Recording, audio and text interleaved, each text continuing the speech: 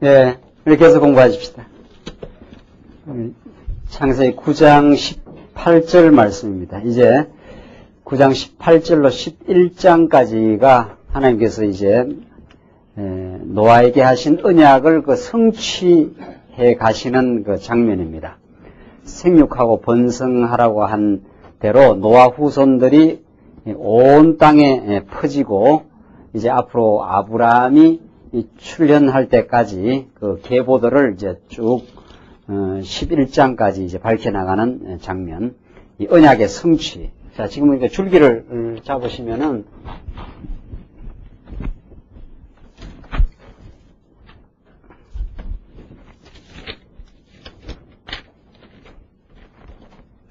하나님께서 인류의 시조와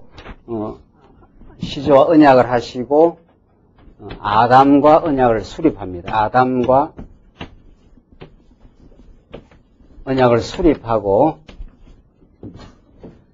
수립한 그 아담에게 언약 자손을 수립하는데 이제 범죄하니까 범죄했지만 언약 자손을 이제 보호하신다 하는 것이 지금 이 줄기입니다.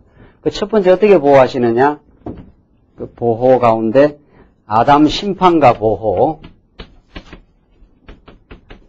범죄한 아담을 심판하지만 보호하시고, 두 번째는 가인 심판과 보호.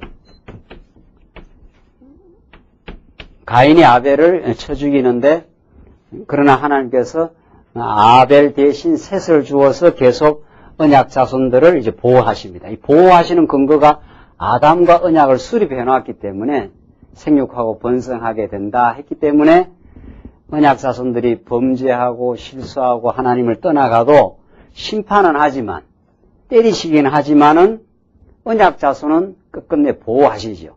하나님 불택한 백성은 아주 버리지만은 택한 백성은 때리시긴 해도 보호해 가시고, 여전히 가인도 마찬가지, 가인과 아벨도 마찬가지죠. 그 다음에 이제 인류의 세 번째, 인류 심판과 언약입니다. 인류 심판과 언약입니다. 이게 이제 노아 시대 때 전 인류를, 범죄한 전 인류를 전부 물로 심판해버리고, 심판은 이제 갈라내는 거니까, 갈라내는 거. 하나님께서 죽게 할 자를 다 죽게 하고, 살릴 자를 살려내는 역사, 이 심판의 역사. 하나님은 창조주일 뿐만 아니라 이제 심판자가 되셔서 심판하시는데, 언약 백성들은 심판하지만은 아주 멸망치 않고 언제나 언약으로 지켜 보호해 가신다. 그 언약 자손의 그 보호 내용을 우리 지금 살펴가고 있습니다. 그래서 노아에게 이제 다시 두 번 언약해 준 거죠. 자손이 생육하고 번성해 간다. 아담에게 한 그 언약을 계속 그 줄기를 타고 지금 우리가 나가는데, 지금 9장 18절로 11장까지가 노아에게 한 언약이 이제 성취되는 장면입니다. 이게 성경의 기본 골격이라는 거죠. 노아에게 한 언약, 자손이 생육하고 번성한다는 게 실제로 역사 가운데 그 성취를 해 주십니다. 누구의 능력으로? 하나님의 능력으로. 그러니까 성경은 하나님이 언약하시면 언약을 이룬다는 사건을 통해서 하나님을 계시하는 계시의 말씀이라는 거죠. 성경은 우리들에게 이러라 저러라 하는 어떤 도덕적인 교훈이나 권면의 말씀이 아닙니다. 우리들을 직접 이러라 저러라 하는 말씀이 하나도 없다는 거죠. 제가 전 시간에도 신약성경 바울 서신서라든가 후반부에 열심을 품고 주를 섬기라 이런 명령이 있으니까 그거 직접 우리들을 지금 하라는 소린가 보다. 우리는 어떤 행동을 위한 주체자가 아닙니다. 행동의 도구입니다. 우리를 지금 붙들고 있는 분은 그리스도예요.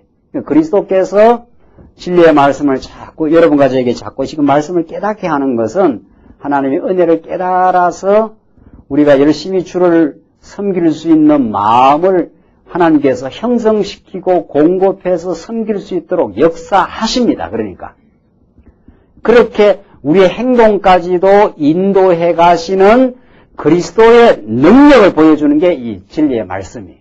성경은 전부 하나님이 언약하시고 이루어내신다는 거죠. 그걸 지금 노아 시대 때는 노아 시대 때는 요 짧은 역사, 노아에게 생육하고 번성하라는 대로 많은 노아의 자손, 셈, 함, 야벳을 통해서 수많은 자손들이 지금 번창하고 이 셈의 자손에서 이제 아브라함이 나옵니다. 아브라함. 셈, 함, 야벳, 노아에게 생육하고 번성하라 한 대로 구체적으로 역사 가운데 성취되는 거죠.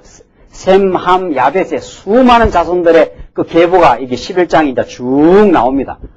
수많은 자손들이 나오면서 특별히 셈에게서 하나님이, 여기 이제 언약 계보니까 하나님이 택한 언약 계보, 셈의 자손에서 셈의 하나님 여호와를 찬송하리로다 하시고 셈의 자손에서 아브라함을 지금 하나님 불러내는 거거든요. 그래서 지금 우리가 지금 공부하는 오늘 9장 18절부터 11장까지는 하나님이 노아에게 하신 언약의 말씀, 자손이 번성하는 것이 정말 그렇게 역사 가운데 실제로 성취되었다는 걸 보여줍니다. 자, 그러면 이게 왜 중요하냐는 거죠, 성경에서. 이걸 우리가 왜 읽어야 되느냐 이거죠. 이걸 통해서 우리가 노아가 자손 많이 낳아가지고 셈, 함, 야벳 자손을 많이 낳아서 많이 번창해서 자녀 많이 낳았다. 이걸 우리가 왜 읽어야 되느냐는 거죠. 그리고 막 자손의 계보들도, 자녀의 이름들도 쭉 지금 밝히고 11장 우리 이제 오늘 읽어보겠습니다만은. 그러니까 이게 그렇게 하나님께서 기록하게 대한 이유를 모르면은 성경처럼 재미없는 책이 없는 거죠. 알지도 못하는 이름. 한번 읽어볼까요, 거기? 조금 더, 한 10장 1절 한번 읽어보시죠. 10장 1절. 조금 지나가. 10장 1절. 우리 9장 18절인데, 10장 1절에 노아의 아들 셈과 함과 야벳의 후에는 이러하니라. 홍수 후에 그들이 아들들을 낳았으니 야벳의 아들은 고멜과 마곡과 마대와 야왕과 두발과 메섹과 디라스요. 이름 기억할 겁니까? 뭐 할 겁니까? 알겠습니까? 여러분들 이름 쭉 밝혀놓으면은 이걸 생명의 말씀이라고 기록을 해놨어요, 성경에. 쫙 10장 내용 계속 나가요. 이름. 셈의 자손은 이러하고 또 함의 아들들은 이러하다 하면서 이름을 쫙 밝히고 야벳의 자손은 이러하다 하면 이름을 쭉 밝히고 이게 오늘 우리가 지금 둘째 시간 공부하는 내용입니다. 그 재미가 하나도 이거 하품만 나오는 거예요. 그러니까 이런 건 성경에 설교를 합니까? 안 합니까? 이름 쭉 이런 거 설교 들어봤습니까? 창세기 10장 가지고 설교를 하는 적이 있느냐 이 말이에요. 창세기 10장 가지고. 그런데 우리는 창세기 10장을 반드시 읽어야 돼요. 이거야말로 지금 하나님이 살아있다는 확정이고 확정이. 그러니까 성경에서 이런 내용이 왜 기록되었냐를 모르면은 그래서 성경을 쭉 연결해서 설교를 못하고 아담 이야기 좀 하다가는 노아 방주 이야기하고 훌렁 뛰어넘어가지고 어디로 넘어가요? 아브라함에서 하나님이 불렀다. 아브라함이 열심으로 하나님을 잘 섬겼다. 이삭까지 바치는 믿음을 가지고 섬겼다. 이러다가 갑자기 또 넘어가고 이렇게 넘어가는 거죠. 성경을 쭉 연결해서 성경을 못 풀어가는 거죠. 성경을 그렇게 기록해 놓은 원리를 모르니까.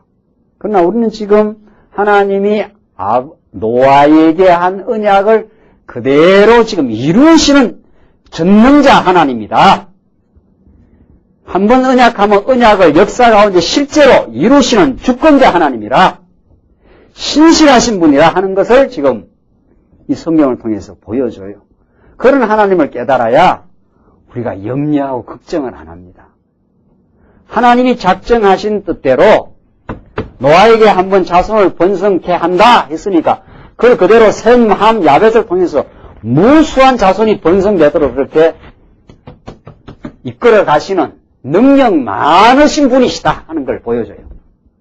그러니까 절대적인 역사를 주관하시는 분이다. 한번 약속하면 이루어지지 않는 법이 없다는 거죠. 그러니까 노아 역사만 그렇게 이루는 게 아니라 우리 세상 만사를, 우리의 가정사를, 교회사를, 모든 세상 역사를 하나님이 다 이루어 가시는 분이다. 지금 그 말을 우리에게 보여줘요. 예수님이 언약의 자손으로 오셔서 십자가에 딱 죽는데 예수님이 이방인의 손에 넘겨가서 가룟 유다가 예수를 팔아 넘기고 로마 병정이 예수님의 십자가 옆구리에 찔러서 가시멸관 씌워서 이방인의 손에 넘겨서 죽도록 딱 되기 위해서 이 세상 만사를 하나님께서 역사하십니다. 로마 제국을 이 예수님 당시에 모든 로마가 이 일대를 전부 장악한 절대 권력자가 돼가지고 팔레스타인 지방까지 로마 총독 빌라도를 보내가지고 예수님을 십자가 못 박도록 그렇게 세상 역사를 주관하십니다. 왜? 예수님이 이방인의 손에서 넘겨서 죽도록 하나님께서 작정되어 있는 뜻을 이루어 가시려고 세상 역사를 착착 지금 진행시키고 있어요.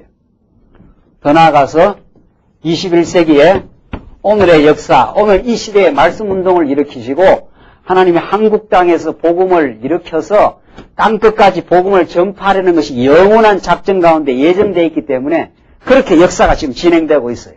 여러분과 저의 역사가. 그게 언약대로 이루어 가시는 역사예요.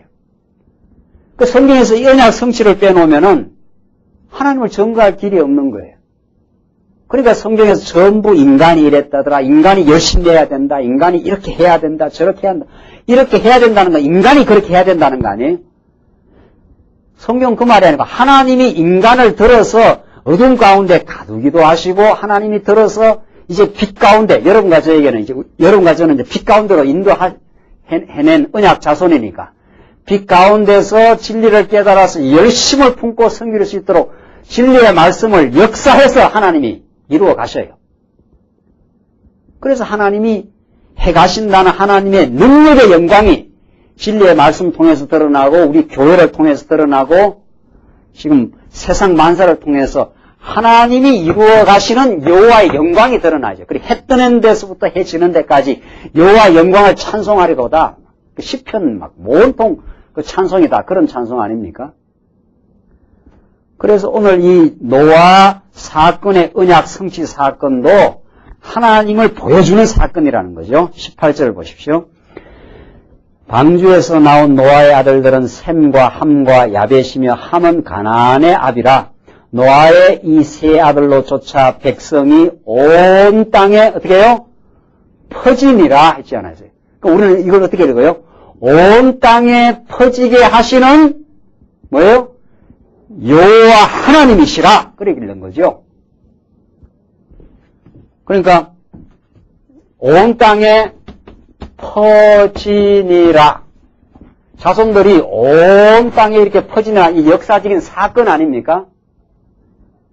지금 자손들이 쭉 셈, 함, 야벳을 통해서 자손들이 막 계속 지금 퍼져나가는 그 역사적인 사실이죠, 이게. 그렇죠? 역사적인 사실.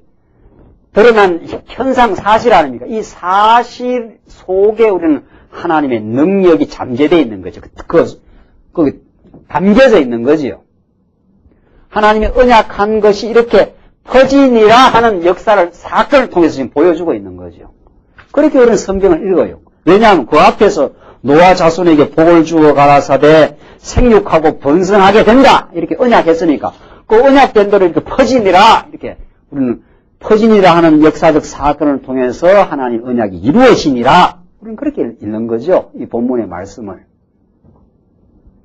20절. 노아가 농업을 시작하여 포도나무를 심었더니 포도주를 마시고 취하여 그 장막 안에서 벌거벗은지라. 한 잔 이렇게 느긋하게 해서 지금 술이 취해가지고 장막 안에 벌거벗었습니다. 22절. 가나안의 아비 함이 그 아비의 하체를 보고 밖으로 나가서 두 형제에게 고하매 셈과 야벳이 옷을 취하여 자기들의 어깨에 메고 뒷걸음질 쳐 들어가서 아비의 하체를 덮었으며 그들이 얼굴을 돌이키고 그 아비의 하체를 보지 아니하였더라. 그러니까 함은 하체를 보고 부끄러운 모습을 다 봤고 그 이야기를 들은 셈과 야벳은 옷을 취하여 뒷걸음질로 살살살살 들어가가지고 그냥 아비의 부끄러운 그 하체를 다 이렇게 덮어줬다는 거예요. 그러니까 그래가지고 어떻게 됐습니까? 24절.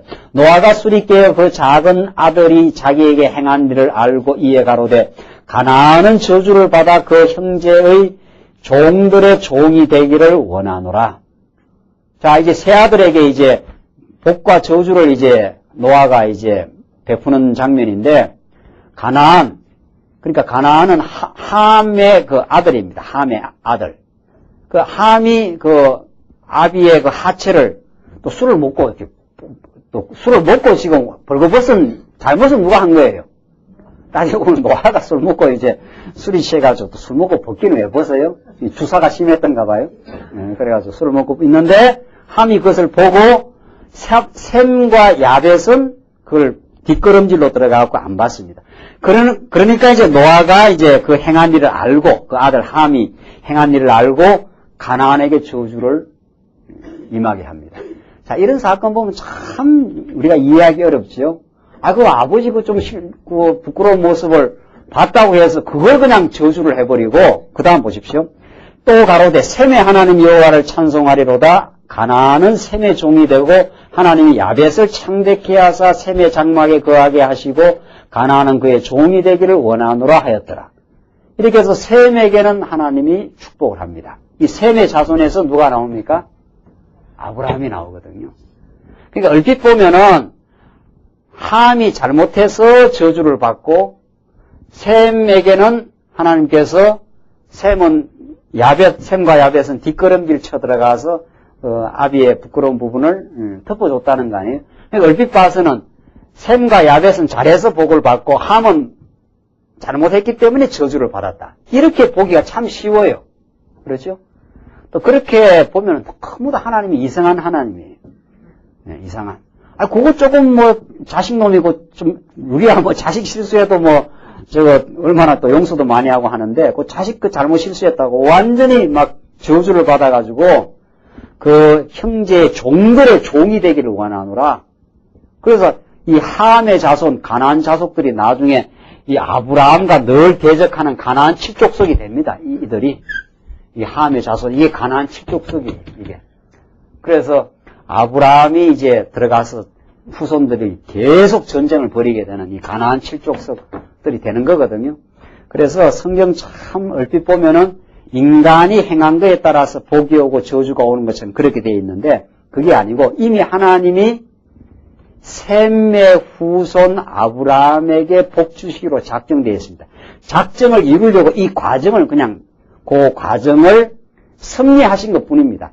인간이 함이 잘못했기 때문에 저주받았다가 아니고 저주받기로 정해져 있고 그래서 함이 그 실수를 하고 그대로 저주를 하십니다. 그러니까 복과 저주는 인간의 행위에 따라서 되는 것이 아니고 이미 하나님의 작정된 프로그램입니다. 작정대로 셈의 아들에게서 아브라함이 나오도록 이미 작정되어 있습니다. 그래서 함은 실수한 그대로 저주하고 셈의 하나님 여호와를 찬송하리라 했던 셈에게서 아브라함이 나오도록 하나님이 정한 대로 끌어갑니다. 그래서 성경 어디를 보더라도 인간이 어떻게 해서 저주받았다, 인간이 잘해서 복받았다는 것은 너무도 성경을 피상적으로 보는 것이고 이미 작정된 대로 그런 지금 역사가 이루어져 가는 것으로 우리는 성경을 그렇게 봐야 된다는 거죠. 그래서 28절 홍수 후에 노아가 350년을 지냈었고 향년이 950세에 죽었더라. 노아가 오래 살았지요. 950세. 이때는 오래 살도록 섭리를 했습니다. 왜? 자손이 어떻게 하려고? 오래 살아야 자손이 번성하니까. 노아 그 전에 자손이 다 죽었으니까 노아밖에 없지 않았어요. 노아 가족. 그래서 자손을 번성시키려고 이렇게 오래 살았습니다. 이렇게 오래 살면 좋겠습니까? 우리도? 네. 노아 이후부터 나이가 확 줄어듭니다. 노아 이후로부터. 네. 이것은 구약 계시 시대 때 하나님께서 자손을 번창케 하시려는 구약 시대에 한정된 내용이죠. 그래서 오래 살도록 했습니다. 우리는 900세가 아니라 9,000세가 아니라 9만세가 아니라 영원세를 삽니다. 영원히. 우리는 예수 그리스도 안에서 이 땅에 잠깐 하나님께서 훈련받다가 가는 곳이지 여기서 우리가 몇백 년 사는 것도 지어봐서 어떻게 살겠어요? 네.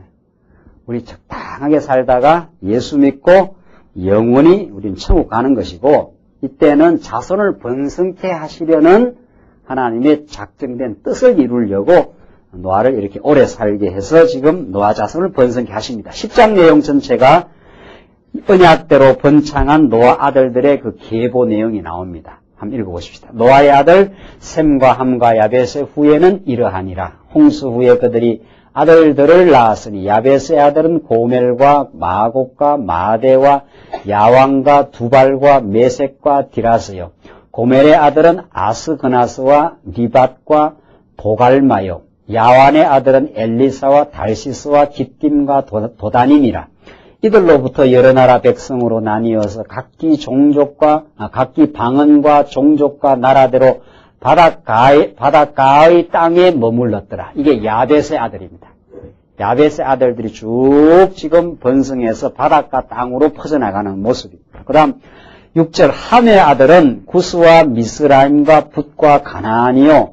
구스의 아들은 스바와 하일라와 삽다와 라마와 랍드가와 라마의 아들은 스바와 드단이며 구스가 또 니므롯을 낳았으니 그는 세상에 처음 영걸이라. 그가 여호와 앞에서 특이한 사냥꾼이 되었으므로 속담에 이르기를 아문은 여호와 앞에서 니므롯 같은 특이한 사냥꾼이로다 하더라. 그의 나라는 시날 땅의 바벨과 에렉과 악갑과 갈레에서 시작되었으며 그가 그 땅에서 아수르로 나아가 니느웨와 르호보딜과 갈라와 및 니느웨와 갈라 사이의 레센 이는 큰 성이라. 레센을 건축하였으며 미스라임은 루딤과 아나님과 르하빔과 납두힘과 바두루심과 가슬루힘과 납도림을 낳았더라. 블레셋이 가슬루힘에게서 나왔더라. 이 블레셋 나오잖아요. 이게 다 함의 아들. 나중에 이스라엘 백성의 뭐가 되는 자들입니까? 네, 대직이 되는 자들입니다. 셈의 후손, 이 아브라함의 그 대직이 되는 자들이죠. 15절 보십시오. 가나안이 함의 아들입니다. 가나안은 장자 시돈과 헷을 낳고 여부스 족속과 아모리 족속과 기르가스 족속과 이게 가나안 뭡니까? 이 7족속이 이게 아브라함이 이제 그 땅에 들어가기 전에 그 기득권을 가지고 있는 대적들입니다. 그러니까 12, 17절 히위 족속과 알가 족속과 신 족속과 아르와 족속과 스말 족속과 하맛 족속의 조상을 낳았더니 이후로 가나안 자손의 족속이 흩어져 처하였더라. 가나안의 지경은 시돈에서부터 그라를 지나 가사까지와 소돔과 고모라와 아드마와 스보임을 지나 라사까지였더라. 이들은 함의 자손이라 각기 족속과 방언과 지방과 나라대로였더라. 자, 이게 이제 함의 자손. 이 가나안 땅에 미리 차지하고 있는 기득권을 유지하고 있는 자손들입니다. 이곳에서 이제 아브라함을 갈대아로 우리에서 불러서 집어넣는 거지요. 가나안 땅에. 가나안 땅이 젖과 꿀이 흐르는 땅은 땅인데 사실은 대적들이 우글거리는 땅이죠. 대적들이 우글거리지만 하나님이 아브라함을 절대적으로 보호하는 땅입니다. 그것이 하나님이 약속한 땅입니다. 그러니까 우리도 마찬가지예요. 우리도 지금 이 땅 위에서는 천국 가면 완전히 이제 어둠의 권세가 완전히 다 사라진 영원한 천국을 누리지만 우리가 이 땅에서 천국을 누리는 것은 가나안 대적들이 우글거리는 대적들이 있는 어둠의 권세 속에 하나님이 천국을 지금 형성시키고 있습니다. 그 어두운 대적들이 도전이 있는 곳에서 하나님의 능력을 체험하는 곳. 이게 지상의 천국의 모습이에요. 지상의 천국의 모습. 그러니까 지상의 천국의 모습은 아무런 도전도 없고 위기도 없고 문제도 없는 것이 아니라 이렇게 가나안 7족속을 이미 준비시켜 놓고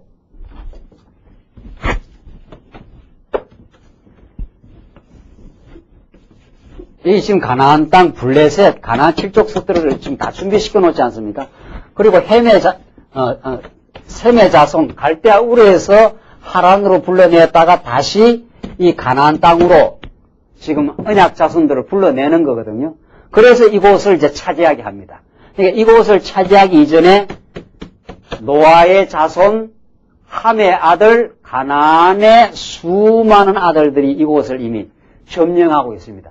이곳에 이제 셈의 아들 아브라함을 그 속에 집어넣고 그 대적들의 도전과 위협 속에서 철저하게 보호하시는 하나님의 능력과 은혜를 깨닫게 하십니다. 이게 젖과 꿀이 흐르는 가나안 땅의 모습이에요. 지상에 지금 하나님의 언약 백성들을 이끌어가는 그 모습인데, 그래서 지금 함의 자손들, 이스라엘 백성들의 대적들도 많이 지금 번창케 합니다. 그게 하나님의 선한 뜻이라는 거죠. 지금도 어둠의 권세가, 비진리의 세력이 이 세상에 가득 차게 해놓고 진리의 세력, 진리의 사람들, 하나님의 교회를 그 어두운 세력 가운데 세워놓고 하나님께서 붙들고 인도해 가시는 모습이죠. 자, 그 다음 21절 마지막 이제 셈의 자손입니다.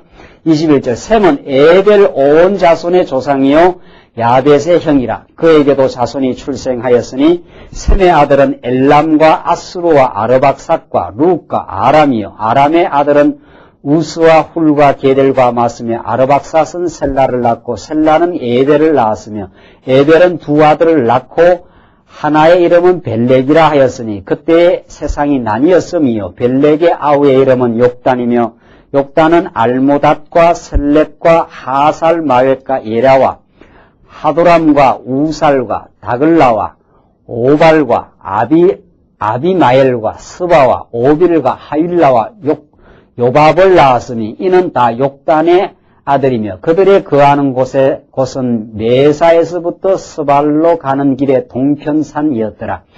이들은 셈의 자손이라. 그 족속과 방언과 지방과 나라대로였더라.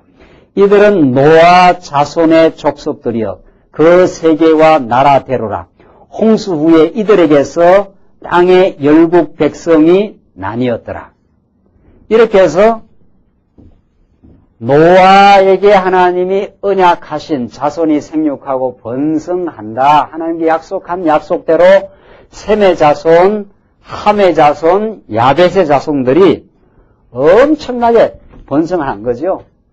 그 방언과 나라와 그 지방도 다 분할해가지고 엄청나게 이렇게 번성했더라 하는 것을 10장 내용 전체를 통해서 보여줘요. 이렇게 하나님이 한번 약속하면은 어떻게 해요? 약속을 그대로 이루어 주시는 여호와 하나님이시다. 그 능력이 무궁하시고 그 신실하시다. 이걸 쭉 읽으면서 읽을 때 재미없죠? 뭐 알지도 못하는 이름 막 계속 이름만 나오니까. 근데 우리가 이 이름을 알고 뜻을 의미를 알고 읽으면은 다시 한번 읽어볼까요? 네, 다시 하나님이 이렇게 자손을 번성시킨다고 하신 하나님이 약속대로 이름을 이렇게 번성을 시켰더라 이 말이거든요. 하나님 그래서 살아계시고 하나님 역사를 주관하시고 이 이름 그대로 수많은 자손을 하나님이 번성시키시는 여호와 하나님이시다. 이걸 우리에게 가르쳐 주려고 이렇게 이름을 다 성경에 기록해요. 그래서 이 성경의 계보가 그렇게 중요해요. 그래서 그 계보가 이 셈의 계보를 타고 아브라함이 나오고 아브라함의 계보를 타고 다윗이 나오고 다윗의 계보를 타고 예수가 나와요.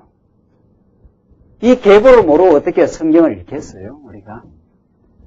그 계보를 타고 언약을 계속해서 역사 가운데 살아계신 하나님을 계보를 통해서 지금 보여주는 건데 이 계보가 계속 이어져요. 성경에 계속 이어져요. 계속.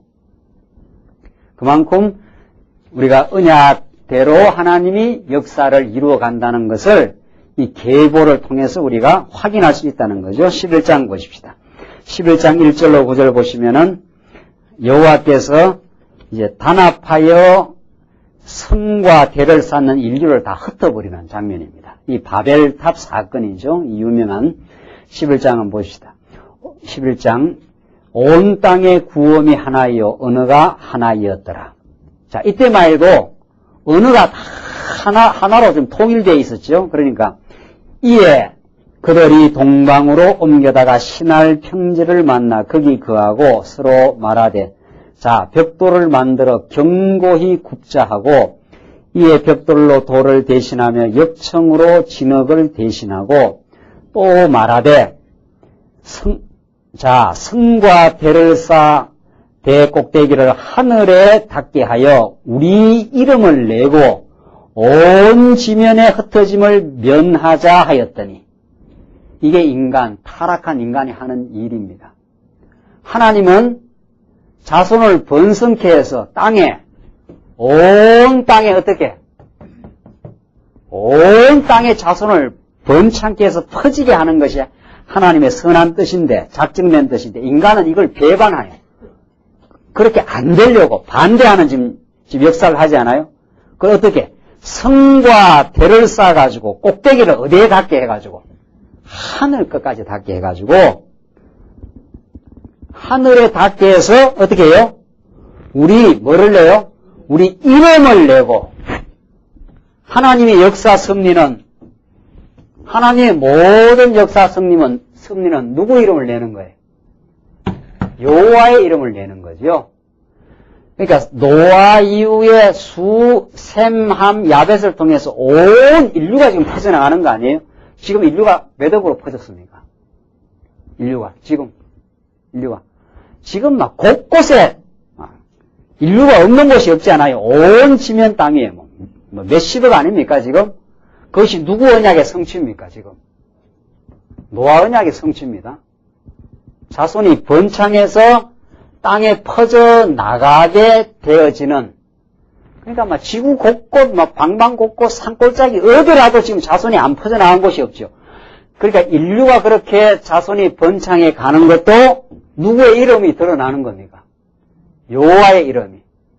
근데 이 성경을 모르면은 그렇게 자손이 번창돼 가는 걸 통해서 여호와 이름이 드러난 걸 모르죠.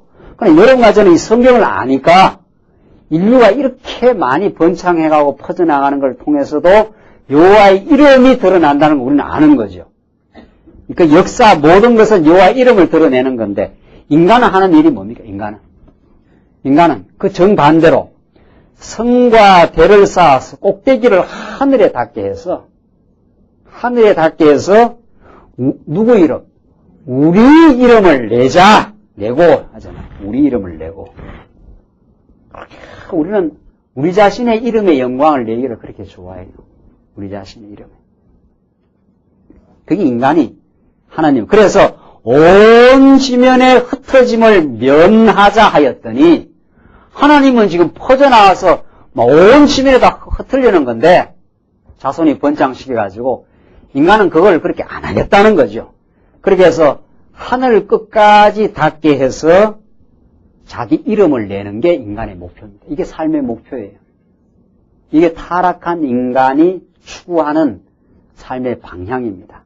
그래서 열심히 돈도 벌이고 그래서 권력도 쥐고 그래서 결국은 자기 이름의 영광을 드러내려는 거죠.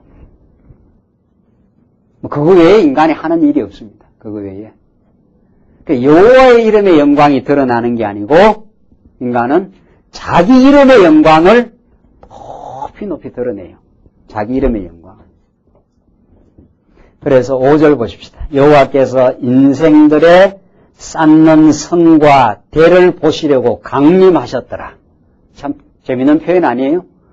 너 인생들이 지금 뭘 어떻게 쌓는가? 내가 한번 봐야 되겠다 하고 하나님이 슬슬 지금 내려오시는 장면이에요. 강림하셨더라 했지 않았어요? 너희들이 하는 일이 지금 뭐냐 이거죠. 인간들이 하는 일이 쌓는 일이에요. 쌓는 일. 성과 대를 쌓아가지고 하늘 끝까지 지금 쌓는 일이에요. 절간 들어가는 입구 여기도 수리산 절간에 올라가면 그 입구에 뭐를 쌓아놨어요. 뭐를 돌을 다닥다닥 쌓아놔가지고 막 그냥 그 공로 쌓느라고 정성을 쌓느라고 인간이 하는 일이 그겁니다. 공로 쌓고 정성 쌓고 해서 자기 이름을 드러내는 것, 그게 우리 인간이 하는 일이죠. 그걸 하는 것을 한번 보자 하고 하나님이 지금 강림하시는 거죠. 그거 내가 한번 콧김만 불어버리면 다 날아가는 거죠. 6절 여호와께서 가라사대 이 무리가 한 족속이요 언어도 하나이므로 이같이 시작하였으니 그 언어 소통이 되니까 그게 그 일이 되는 거 아니에요? 우리가 이렇게 쌓자 해서 막 합심을 해가지고 언어가 하나니까 통일되었으니까 그래서 이런 하나님을 대적하는 일이죠. 자기 이름의 영광을 드러내는 그 일을 시작하였으니 이 말이죠. 이후로는 그 경영하는 일을 금지할 수 없으리로다. 이 하나님이 아니면 이 일을 금지할 수가 없다는 거죠. 인간이 단합을 해서 목표도 하나고 언어도 하나니까 이 단합돼서 그 일이 이루어지는 거죠. 그 바벨탑을 쌓는 일이. 이것이 나중에 계시록 가면 어떻게 됩니까? 음녀 권세가 짐승 권세를 다 타고 그 바벨론 세력을 온 지구를 우주를 다 통일시켜가지고 장악하는 음녀 권세가 됩니다. 그래서 그것을 예수 그리스도가 오셔서 철장 권세로 다 무너뜨리는 장면이 그 바벨론 무너졌도다 바벨론이여 하면서 그 계시록에 나오거든요. 그러니까 지금 하나님을 대적하는 어둠의 권세가 언어를 통일된 언어를 사용해가지고 하늘 끝까지 닿아서 그 이름을 드러내려고 하는 그 일을 하나님이 아니면 이걸 누가 금지시키겠느냐는 거죠. 그래서 7절을 보세요. 자, 우리가 내려가서 이게 하나님이 지금 인간의 표현을 쓰는 겁니다. 우리가 내려가서 거기서 그들의 언어를 혼잡케 하여 그들로 서로 알아듣지 못하게 하자 하시고 언어를 지금 다 혼잡케 해버리겠다는 거죠. 8절 여호와께서 거기서 그들을 온 지면에 흩으신 거로 그들이 성 쌓기를 거쳤더라. 그러므로 그 이름을 바벨이라 하니 이는 여호와께서 거기서 온 땅의 언어를 혼잡케 하셨음이라. 여호와께서 거기서 그들을 온 지면에 흩으셨더라. 그러니까 하나님이 인간이 아무리 쌓아가지고 성과 대를 쌓아가지고 막 착착 쌓아가지고 하늘 끝까지 해서 그 인간 이름의 영광을 드러내려고 해도 하나님께서 한번 언어를 혼잡케 해버리면은 그 기획이 다 무너져 버리는 거죠. 그래서 하나님이 다 흩어서 언약대로 자손 번성을 통해서 다 막 땅끝까지 흩어지도록 하나님께서 역사하시는 거죠. 자, 이 장면은 참 대단한 장면이죠. 하나님이 행하시는 일을 누가 맡겠느냐 말이죠. 인간들이 또 인간의 어두운 생각을 지배하는 사단의 권세가 아무리 그냥 세상을 뒤집어 엎으려고 세상 종말 때 음녀 권세, 짐승 권세가 나타나서 하나님을 대적하는 것처럼 세상을 지배하려고 그렇게 해도 하나님이 한번 바벨탑 쌓을 때 언어만 살짝 혼잡시켜버리면은 뭐 아무것도 안 되는 거 아니에요? 아무것도. 그래서 참 우리가 이런 말씀 깨닫고 나면은 우리가 이 공로 탑 쌓으려고 하는 이런 시도 이게 이제 어둠의 생각입니다. 착착 쌓죠. 우리 인간은 하나님 떠나 있으면은 착착 쌓여요. 인간은 끊임없이 하는 일이 이게 탑 쌓는 일입니다.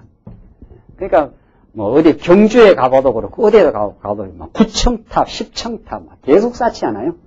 쌓아가지고 그 정성과 인간이 자기 공로를 통해서 끝없이 자기가 이루려고 하는, 쌓는다는 게 자기가 이룬다는 거거든요. 내가 이루어냈다는 거 아니에요, 내가. 그래서 자기 이름의 영광을 드러내려는 것을 하나님께서 그 한 번 흔들어버리면은, 언어만 혼잡해 해버리면은 바벨탑의 그 계획이 완전히 수포로 돌아가고 하나님의 뜻대로 온 땅에 퍼져나가도록 그렇게 역사하시죠. 그래서 정말 우리가 진리를 깨닫고 하나님을 알게 되면은 하나님이 역사를 이루시고 하나님이 우리를 붙들어서 이제는 우리가 쌓는 우리의 공로의 탑이 아니라 하나님의 진리의 말씀으로 우리로 하여금 하나님의 백성이 되게 하시고 교회의 제목이 되게 하셔서 하나님이 세우시는 하나님의 건축의 역사, 하나님이 세워가시고 쌓아가시는 하나님의 교회로 우리가 지금 세워져 간다는 정말 놀라운 은혜 가운데 우리가 살아갑니다. 이 진리의 말씀 깨닫지 못하면 이거 한번 흔들어버리면은 쌓아놓으면 뭐 할 겁니까 이게?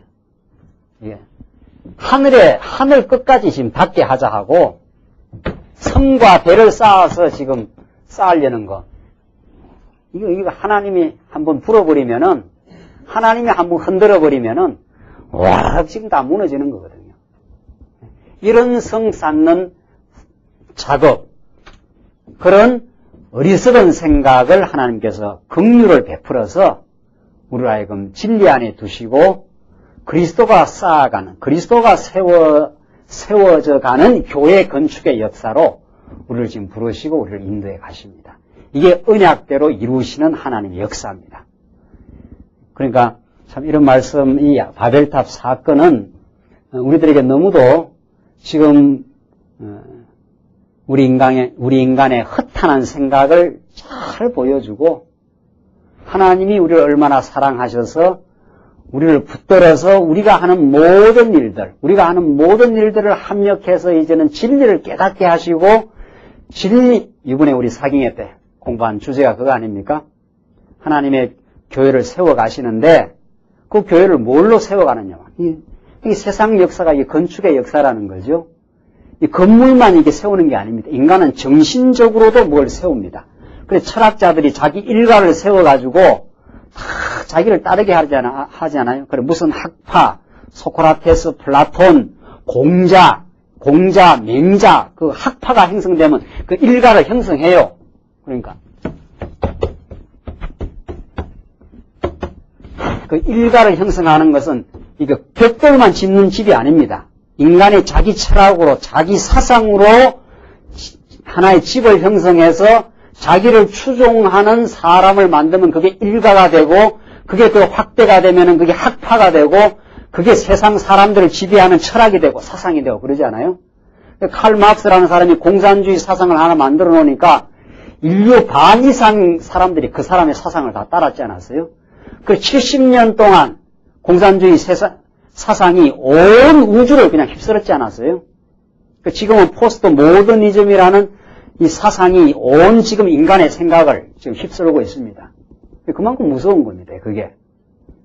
그러나 우리는 여호와 하나님 사상으로 여호와 하나님의 이름이 우리의 삶 속에서, 우리의 교회 속에서 드러나기를 바라는 그런 삶으로 우리를 지금 인도하시고 진리의 터 위에 진리의 기둥을 세워서 하나님의 건축 사업에 우리가 쓰임을 받고 있는 거죠. 그러니까 우리는 전날에 다 우리도 바벨탑 쌓은 거예요. 전날에 다 자기 열심으로, 자기 노력으로, 뭔가 자기가 세워서 자기 공로로 하나님 그거 다 허물어버리고 하나님이 언약하신 대로 온 땅에 퍼져나가도록, 온 땅에 퍼져나가도록 언약 성취를 이루시는 하나님은 오늘 이 시대에는 예수 그리스도를 통해서 여러분과 저로 하여금 허탄한 우리 탑 쌓지 않게 하고 허탄하게 많이 쌓아놓은 것들. 그래서 교회에서 제일 문제가 되는 게 이게, 교회 안에서 제일 문제가 되는 게, 언제나 문제가 되는 것은 교회 안에서의 자기 공로입니다. 우리는 그게 이제 없어져 가는 거죠. 그게 있을 수도 없는 거예요. 그게 있을 수도.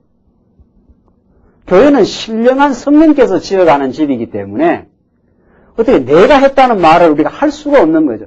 내가 한 건 뭐밖에 없어요? 내가 한 건 뭐밖에 없어요? 죄밖에 없습니다. 인간이 하는 건 죄밖에 없어요. 그냥 자기 공로 쌓고 하는 것마다 자기 이름 드러내고 싶고 그런 거 아니에요? 제가 늘 그러잖아요. 제가 개간지에다가 김규욱 이름 나오면은 내 이름만 튀어나오게 보인다니까요. 다른 사람 이름 보이지도 않아요. 얼른 봐서 내가 쓴 이름이니까, 내가 쓴 글이니까. 그게 내가 쓴 글이냐 말이죠. 이제 책 나올 건데, 이번에. 책 나올 때 앞에 기독교 윤리학 해가지고 김규욱 하면 이름이 막 튀어 올라와요. 아, 이거 내가 쓴 책이구나 말이죠.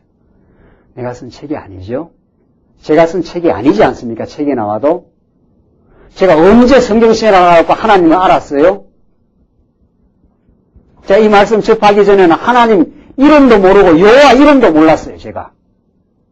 예수 믿는다 하면 핑핑대고 말이죠. 예수 믿는 사람들 라면 끼리 먹고 오고 친구들이고 그 대학교 앞에서 보니까 저 병신들은 말이지. 라면 하나 먹으면서도 말 감사하다고 기도하느냐고 말이지. 그렇게 예수 믿는 거 아주 싫더라고, 예수 믿는 게 말이죠.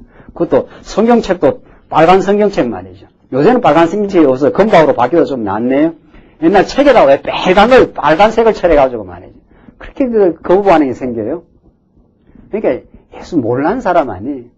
여러분나 저나 마찬가지 아니. 예수도 모르고, 하나님 모르고, 그냥 자기 잘난 맛에 우리가 다 산 사람들을 하나님이 은혜로 불러서 진리로 깨닫게 해서 하나님이 지금 보호하고 깨닫게 해서 지금 그냥 글을 쓰게 한 거니까 그게 내가 쓴 게 아니지요. 그냥 나는 도구로 하나님이 깨닫게 해서 그냥 깨달은 진리를 그냥 정리한 것 뿐이니까 하나님의 여호와의 이름이 드러나는 거죠. 그 책에. 우리가 죽도록 교회에서 봉사하고 충성해도 하나님 우리를 사랑해서 한 거니까 내가 이렇게 봉사하고 충성할 수 있게 하신 여호와가 너무도 감사합니다. 그게 우리 신앙생활이에요. 그러나 우리는 이렇게 바벨탑 쌓듯이 너무도 허탄하게 많이 합니다. 그러나 하나님이 그걸 다 허물어뜨립니다. 허물어뜨리고 우리 안에 세워져야 될 진정한 하나님의 교회를 세워가도록 역사하시려고 오늘 이렇게 진리의 말씀 우리 듣게 하시는 거죠. 그래서 하나님 그러지 않아요? 인생들의 쌓는 성과 대를 보시려고 내가 강림하셨더라. 하나님 어떻게 쌓는가 한번 보자 이 말이죠. 그러고 나서 하나님이 언어를 싹 혼잡하게 해버리니까 뭐 쌓을 수 있나요? 다 무너져 버리는 거죠. 싹 무너뜨려요. 하나님 우리 과거에 쌓아놓은 탑 다 무너뜨리고 정말 진리의 말씀으로 우리를 붙들어서 세워가시는 아름다운 성, 아름다운 교회, 아름다운 하나님의 천국을 지금 여러분과 저를 통해서 지금 쌓아가게 하셔요. 그래서 바벨탑도 하나님이 언약 성취를 이루기 위해서 다 흩어버리는 사건, 다 온 땅에 다 흩어서 다 퍼지게 하나님께서 하신다는 거죠. 그래서 10절 보시면은 11장 10절로 32절 보시면은 여호와의 언약대로 번창한 셈의 아들들의 그 계보가 나옵니다. 자, 함, 야벳, 셈 중에 누구만 11장에서는 거론합니까? 누구를 거론해요? 셈만. 왜? 요게 어느 계보니까? 예. 아담, 아벨, 셋, 노아, 셋 자손 가운데 특별히 누구? 하나님이 선택한 셈의 자손의 계보를 밝히고 아브라함까지 밝히고 나갑니다.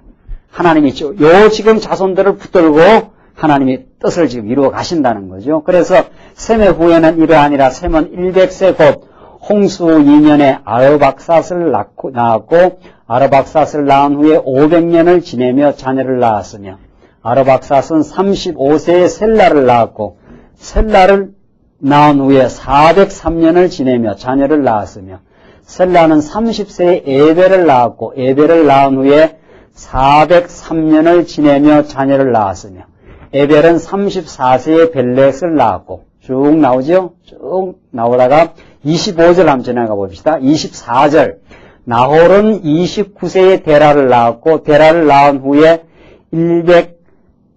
119년을 지내며 자녀를 낳았으며 데라는 70세에 누구 나옵니까? 아브람과 나홀과 하란을 낳았더라. 이게 하나님의 언약의 계보입니다. 하나님이 여호와의 심을 드러내기 위해서 데라 후손 가운데 아브라함과 나홀과 하란을 낳았는데 그 중에 하나님이 또 아브라함을 또 선택합니다. 그러니까 선택하고 배제하는 역사, 그 언약의 자손을 지금 붙들고 나가는 역사를 지금 계속 보여주는데 27절 데라의 후에는 이러하니라. 데라는 아브라함과 나홀과 하란을 낳았고 하란은 롯을 낳았으며 이 롯이 조카 아닙니까? 이게 이제 나중에 계속 아브라함의 역사에 나타나죠. 28절 하란은 그 아비 데라보다 먼저 본토 갈대아 우르에서 죽었더라. 그러니까 하란은 죽고 나홀과 지금 아브라함과 나홀만 지금 역사가 이제 이어지는데 나홀의 하란의 아들이 이제 롯이죠. 자, 그래서 29절 보십시다. 아브라함과 나홀이 장가 들었더니 아브라함의 아내 이름은 사레며 나홀의 아내 이름은 밀가니 하란의 딸이요 하란은 밀가의 아비며 또 이스가의 아비더라. 사레는 잉태하지 못함으로 자식이 없었더라. 이건 이제 나중에 아브라함의 역사에 계속 나오지 않습니까? 31절 데라가 그 아들 아브라함과 하란의 아들 그 손자 롯과 그 자부 아브라함의 아내 사레를 데리고 갈대아 우르에서 떠나 가나안 땅으로 가고자 하더니 하란에 이르러 거기 거하였으며 데라는 205세를 향수하고 하란에서 죽었더라. 자, 이래서 셈, 함, 야벳 가운데 하나님은 셈의 하나님 여호와를 찬송하리로다 하면서 이미 노아가 누구를 축복을 했습니까? 셈을 이미 축복을 했습니다. 그렇죠? 함은 이미 저주를 이미 선언을 했고, 야벳은 창대하다고 하나님께서 했고, 그래서 야벳은 아주 창대한 백성들이 됩니다. 그리고 셈의 후손에서 이제 아브라함이 나와서 그 아브라함을 통해서 여호와 하나님이 찬송을 이제 받게 되는 그 역사를 하나님께서 이루어지 가시는 거죠. 그래서 12장으로 넘어가면서 이제 제2절 선민의 열조, 이제 이스라엘 백성들의 그 열조, 첫 번째 열조 아브라함의 역사가 이제 12장에 지금 이어집니다. 이제 조금만 더 하고 오늘 이제 마치겠는데 12장 한번 봅시다. 12장부터 20장까지가 이제 아브라함과 언약을 맺는 장면입니다. 12장 1절을 보십시다. 여호와께서 아브라함에게 이르시되 너는 너의 본토 친척 아비집을 떠나 내가 내게 지시할 땅으로 가라. 내가 너로 큰 민족을 이루고 내게 복을 주어 내 이름을 창대케 하리니 너는 복의 근원이 될지라. 너를 축복하는 자에게는 내가 복을 내리고 너를 저주하는 자에게는 내가 저주하리니 땅의 모든 족속이 너를 인하여 복을 얻을 것이니라 하신지라. 참 12장 1절로 이 3절까지 이 말씀이 얼마나 참 놀랍고 중요한 말씀인지 모릅니다. 지금 구약학자들이 성경을 창세기 풀어가면서 이 12장부터 풀어가요. 12장, 지금 보수주의 신학자들이 1장부터 11장 여기까지는 그냥 하나의 뭐 준비 정도 역사로 보고 창세기 12장 아브라함 이 사건부터 이제 이스라엘 백성이 이제 시작되는 거 아닙니까? 그러나 우리는 그렇게 안 보죠. 아브라함에게 이제 하나님께서 언약을 하셔서 자손을 이루어 가시는 것은 이미 아담에게 약속하신 것, 아담에게 하신 약속은 이 실체적 언약이라 합니다. 실체적. 이건 누가 이룰 거니까?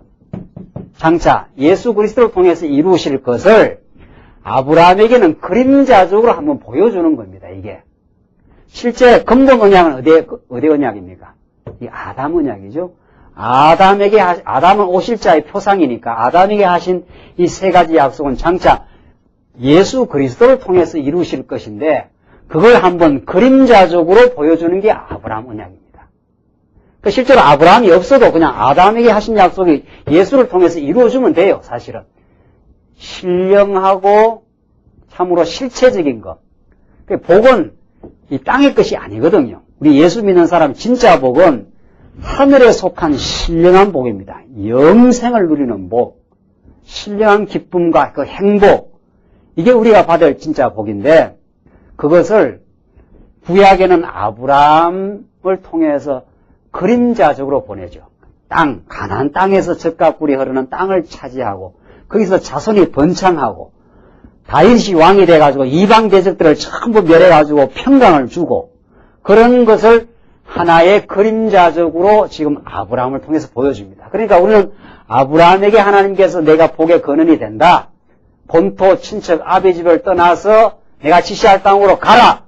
하나님께서 이 약속을 하시고 가도록 믿음을 허락하시거든요. 그래서 그 땅에서 이제 차지하고 삽니다.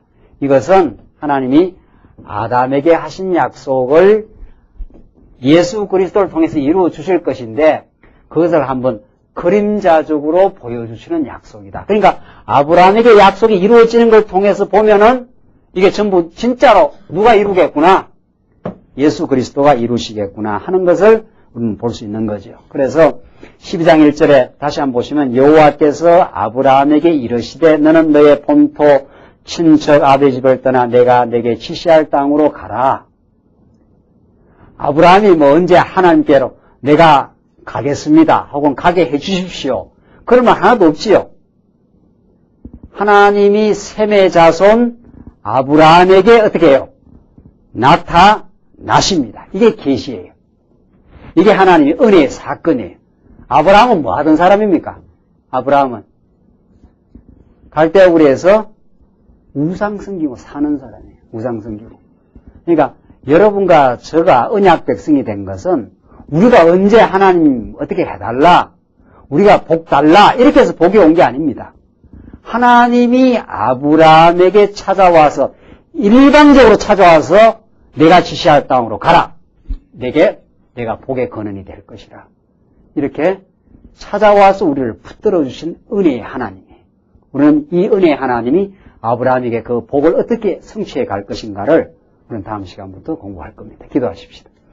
우리 자비하신 하나님 아버지, 하나님은 한 번 약속하시면은 그 약속을 신실하게 이루어 가시는 우리 하나님 여호와이심을 오늘도 말씀을 통해서 확인했습니다. 아브라함에게 나타나서 언약하시고 이제 언약을 그 땅에서 또 그 나라를 다스릴 열왕들을 탄생시켜 이루신 하나님께서 그리스도를 장차 보내실 것을 약속하는 이 말씀을 통해서 살아계신 하나님을 저희들 기억하고 범사의 하나님 인정하며 살게 하시옵소서. 예수님 이름으로 기도하옵나이다. 아멘.